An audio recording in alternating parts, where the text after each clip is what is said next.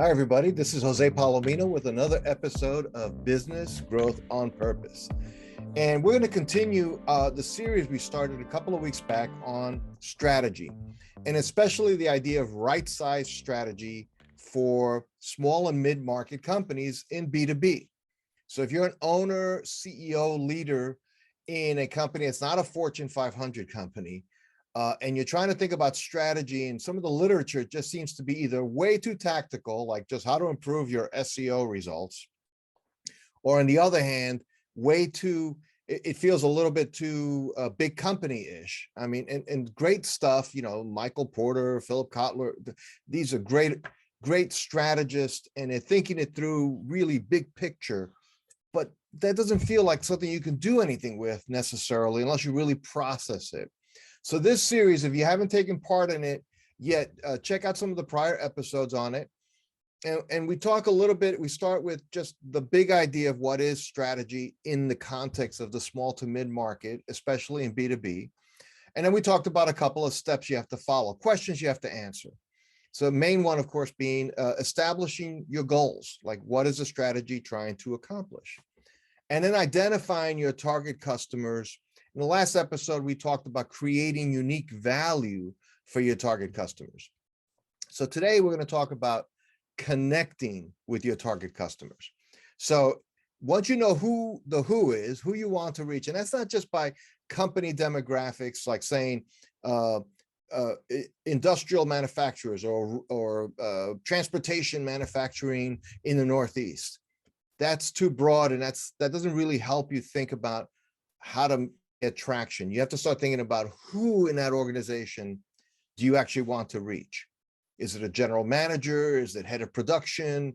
Is it head of engineering? Is it procurement? I mean, whoever it is that's appropriate to you, start thinking about the who as specifically as possible. And even imagine some people in your world that you say, gee, if I had more like Alice, more customers like Alice at XYZ company, I would love it because Alice is a great customer for these reasons. So you've established your target customer. It doesn't mean the only customer you'll ever serve or that all your customers fall into that pattern. It does mean you have a goal of where you're going to put your positive, proactive energy toward. And then how do you create unique value for them? Not just value for them, because, let's say you sell sprockets and there's 50 other companies that sell sprockets and they're all made of stainless steel. They're all the same size. They all basically work the same. They're priced about the same. Any one of them will create the value the customer's looking for in the reason they're buying sprockets to make their machine or to do whatever they do. But it hasn't established why your version of it is unique. Or better said, not just unique in that it's different, because different isn't necessarily better, but uniquely better. So creating unique value, that's the second thing you need to figure out. And that could be you make a better sprocket from better materials, perhaps, or you deliver sprockets more conveniently, or you have 24/7, 7-day-a-week service, or some other dimension that makes dealing with you very desirable. So you have like the who and you have the why they should want to talk to you, but you still have to talk to them now. You have to connect with them. So unless you have a real retail, big footprint, mass market kind of approach where you're going to be marketing with big budgets, right? But again, if we're talking small and mid-market firms, you may have, 6-figure budget, but you don't have a 7-figure budget to spend on brand awareness necessarily. So if that's the case, and this episode is particularly for you, and I'm going to talk about 4 basic areas that you have to think about to get traction here strategically, right? So again, we said earlier, strategically or strategy really is just the decisions you need to make about people, processes, and resources to accomplish your goals. So those are really the 3 levers. Who the people is not just who you need on the bus, but what abilities do you need to have? What seats need to be filled? That's the people question. Processes is how you're going to function as a company, how you create the value you create for your customers. And then we look lastly at other resources. You need inputs, suppliers, maybe other third-party service providers that taken together create value for your customers and margin for you. So those are things that we want you to think about. So now we talk about how to connect with them. Well, if you're in that category, typically you don't need thousands and thousands and thousands of new customers every year. If you're anywhere in a $20-25 million range and you're selling an industrial service, you might need 10 new customers in a given year, and you need to keep the current customers you have. And we'll talk a little bit more about expanding value on them in our next episode. But for now, just think about it this way. I need to have a short list of people I need to reach. So the first thing you want to look at strategically is, how am I going to reach them directly? And directly could be certainly old-fashioned, depending on your kind of business you are and who you have. If you have anybody doing biz dev or sales for you, could be showing up. If they're industrial, where that's possible. It certainly could be calling them. It certainly could be emailing them directly, and thinking through what you want to say in those things become very critical. So what is your direct outreach? And then so think about that. It could be a couple of things, and it could be one or more of those things. And it doesn't have to be a super long list where you say, I have to dial for dollars 500 people. It could be 50 people. Direct could also be LinkedIn messaging. You connect with them first and follow up with a message, and just talk to them like normal human beings. That's what direct should feel like. And then it dovetails into social and the web. So certainly LinkedIn, again, depending on your industry, it could be Facebook, it could be Twitter, or, who knows? It depends on your industry. And the best way to look at that is say, in my industry, are there folks that are actually really connected to one another through social? And is that a way I can connect with them? To put it another way, is your audience on very particular social groups? So in some industries, there's an active industry subgroup within Facebook, for example.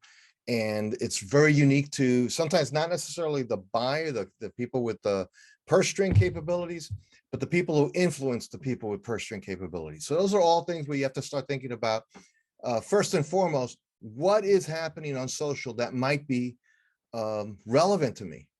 And don't assume it isn't, because I've seen it in some very, very heady, industrial, heavy categories. And there's a vibrant Facebook group of engineers, of mechanics, and people like that. And those are people that influence often buying decisions. And so think about the web broadly as well, in terms of just certainly knowing your prospect businesses, like learn about them, read their About Us page, find out what matters to them. So there's direct, there's social, there's understanding how the web works for them. How active are they on it? And then content. And if you sell a service or a product that is somewhat technical, and most B2B categories tend to be that way, there's a story behind it. Don't just talk about how great you are, but show how great you are, show your depth with some content about the industry, something that would be interesting to your target customer. Again, that's the power of knowing your target customer. Then you know, okay, what are they interested in and what can I write about?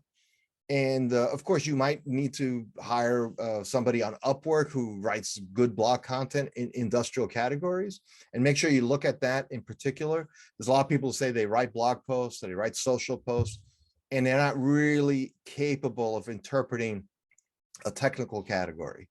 But there's people out there, and it doesn't have to be crazy. You don't have to create a full-on article, every week. It could be once a month, but it's something that's worth having out there on your website. Somebody checking you out because of your direct contacts. Oh, these people really have an expertise in this area. They might be worth talking to. People will discover the blog posts. These things also get passed along, just like you every day. We'll send an article to somebody, a friend in the industry or something. You say, oh, this is interesting. I thought you might benefit from this.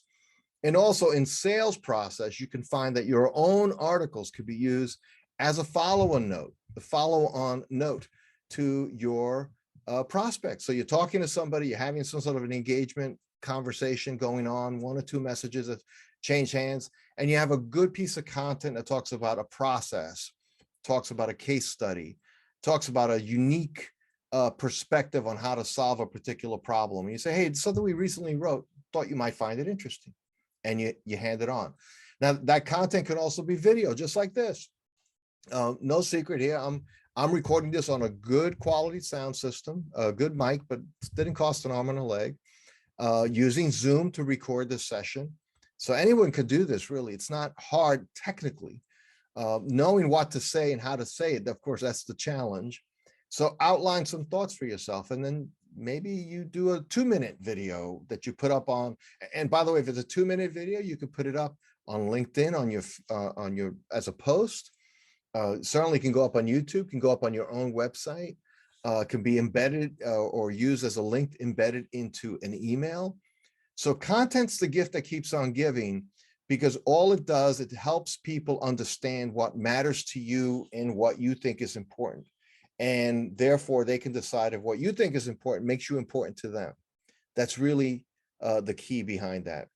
And then I just want to hit on the last area that I think it's going to become increasingly relevant again, which is events, trade shows, conferences, places that your prospects, because now you know your target customer, you know the unique value you offer them. So now you can start asking, where are they going to be?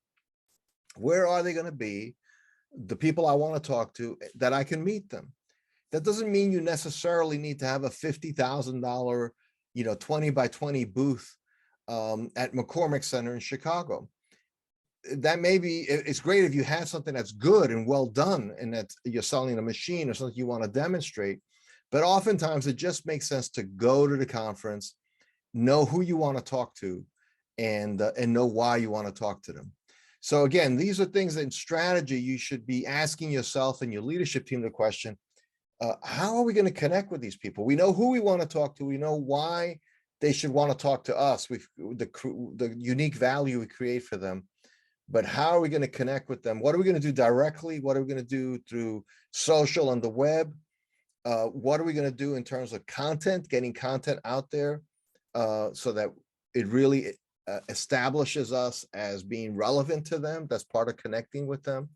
And you're going to use it as a tool as well. And then what events are they going to be at, and how are we going to show up? How are we going to take advantage of that event? We're just going to show up and hope to network. Maybe those networking events will work. Or we're going to show up and let them know we're going to show up in advance and say, hey, by the way, I'd like to take you to dinner. Or if you're in Vegas, I have, we got 2 tickets to Cirque du Soleil, and would you like to join me for that? And these are all opportunities to make business happen. And all opportunities to make business happen on purpose, which is, again, our theme, right? Business growth on purpose. So with that, next time we get together, we're going to talk about how you can expand your target customers. So one thing is to know who they are, the value you create for them, how you're going to connect with them, and now how you're going to expand them. And all of this in service to your growth goals that you establish as step 1 in setting up your strategy. So listen closely as we continue meeting on this topic around realistic strategy for B2B owner-led businesses. And on that note, I wish you great success. And this has been Jose Palomino, CEO of Value Prop, and looking forward to our next time together. Take care. Thanks for listening to another episode of Business Growth on Purpose. If you like the show, hit subscribe and leave us a review to help other people find the podcast. And if you're ready to take the next step in driving intentional growth for your business, come check out what we're doing at valueprop.com. We've developed industry-leading programs and systems to help B2B owners take control of their growth. Until then, thanks for listening to another episode of Business Growth on Purpose.